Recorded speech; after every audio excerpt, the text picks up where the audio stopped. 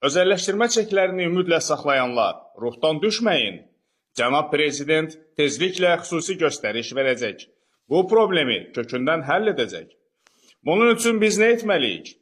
İndi sizə deputatların və vəkillərin məsləhəti ilə Cənab Prezidentə yazılmış məktubu necə göndərmək lazım olduğunu bildirəcəm. Bu ekranda gördüyünüz 070 304 05 21 nömrəli telefona WhatsApp vasitəsilə öz adınızı yazıb göndərin. Sizə həmin məktub hazır vəziyyətdə göndəriləcək. Siz sadəcə çap edib öz adınızı və ünvanınızı əlavə edəcəksiniz. Ailə üzvləriniz, qohum və ya dostlarınız da, tanışlarınız da qoşulub imza ata bilər. Məktuba bir ünvan yazmaq kifayətdir. Məktubu poçtdan çatdırılma qaydalarına uyğun olaraq göndərmək vacibdir. Poçt qəbizlərinizi mütləq şəkildə özünüzdə saxlayın. Dostlar, hamımız bu məktubu göndərsək, minlərlə müraciəti heç vaxt Cənab Prezidentdən gizlədə bilməyəcəklər. Biz hamımız bu məktubu yola salsaq, tezliklə haqq-ədalət bərpa olacaq. Əgər cavab verilməsə və Konstitusiya Məhkəməsinə göstəriş göndərilməsə, onda yığışıb müraciət qəbzi ilə prezident aparatına gedib cavab tələb edəcəyik. Dostlar, paylaşın, hamı bilsin. Yaddan çıxarmayın. Haqq verilmir, haqq tələb olunur. Kim məktubu özü göndərə bilmirsə, dostlarından və ya qohumlarından xahiş etsin. Nə qədər çox müraciət olarsa, haqq-ədalət bir o qədər də tez bərpa olar. Özəlləşdirmə çekləri qrupunun ağsaqqalları adından sizdən çox xahiş edirik. Hamı bu müraciəti Facebookda özəlləşdirmə çekləri qrupunda bugündən etibarən başlayaraq hər gün paylaşsın, öz-özümüzə köməklik edək.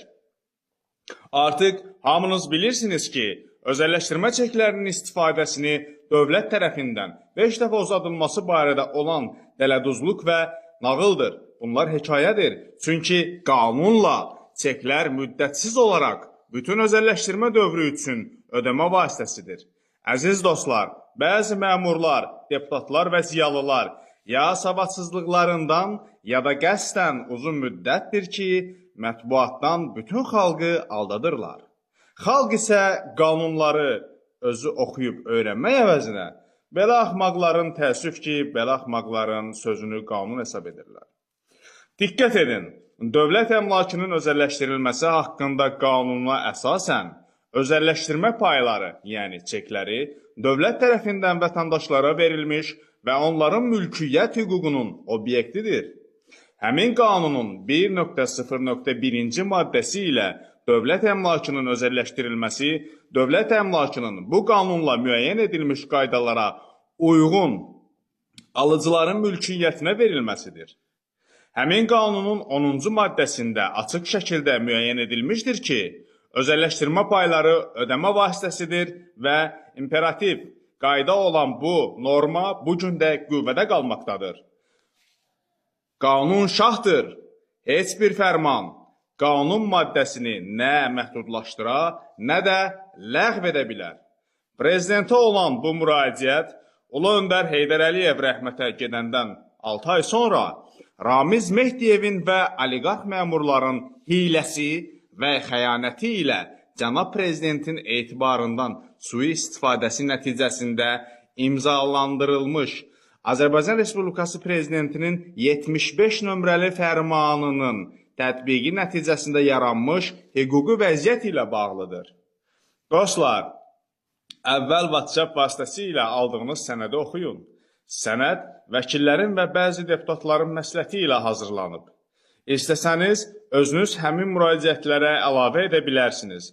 Məsələn, Cənab Prezident, bizim ailə sizin ədalətli, vicdanlı və qeyrətli kişi olduğunuza və atanızın xalqa vəd etdiyi əmələ əməl edəcəyinizdən əmindir. Bu səbəbdən də məhz sizə müraciət edirik.